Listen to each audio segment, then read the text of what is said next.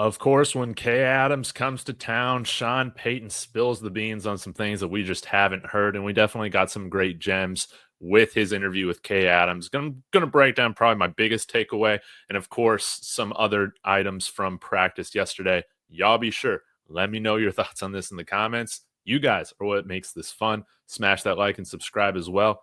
We're on our way to 3,000 before week 1. So let's go ahead and get started. Now, Sean Payton, he's a stubborn guy, but I think Bo Nix is kind of helping him chill out a little bit. I think that this is something that can happen with older coaches, definitely that have had some success. They can be stubborn. They can be stuck in their ways. Sean Payton, 61 years old. I think that he operates much younger than that. Ever since bringing Bo Nix into the fold, he's happier, he's more energetic, and now you see this starting to affect the way in which he's calling plays, much like coming from Bill Parcells, right? The play call language is just so long and wordy. I mean, it can be 5, 6, 7 seconds sometimes to get some of these play calls out. And what are we seeing happening with Sean Payton? Well, let's listen. But we put it together in a way where instead of calling 22 flanker drive halfback burst, of course, naturally, we might just call it Uber. Yeah, so that's like a 10-word play condensed down into one word. And this is fantastic for Bo Nix and the offense. And I think this is something that you can do when everybody's been in the system now for at least a year or two, right?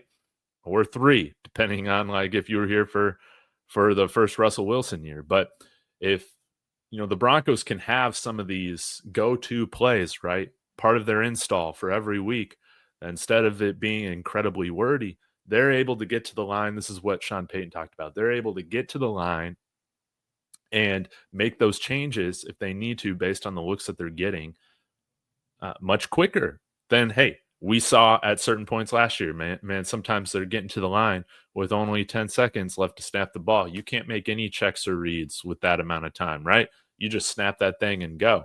Now, condensing it down into Uber, you're saving a substantial amount of time getting to the line, making sure the Broncos are able to get into the right play.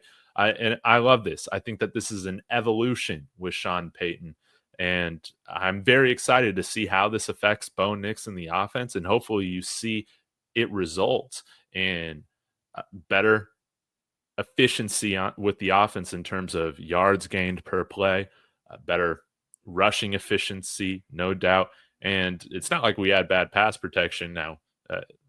Some question marks with Ben Powers, right, specifically, but against the Niners. But overall, I think that this is a big win for Bo Nix in the offense. And so, again, I think that this marriage between Bo Nix and Sean Payton, it's been perfect. And yes, the fact that you see Sean Payton even evolving parts of the way in which he's coaching. Now, it's 61 years old, been in the NFL for forever.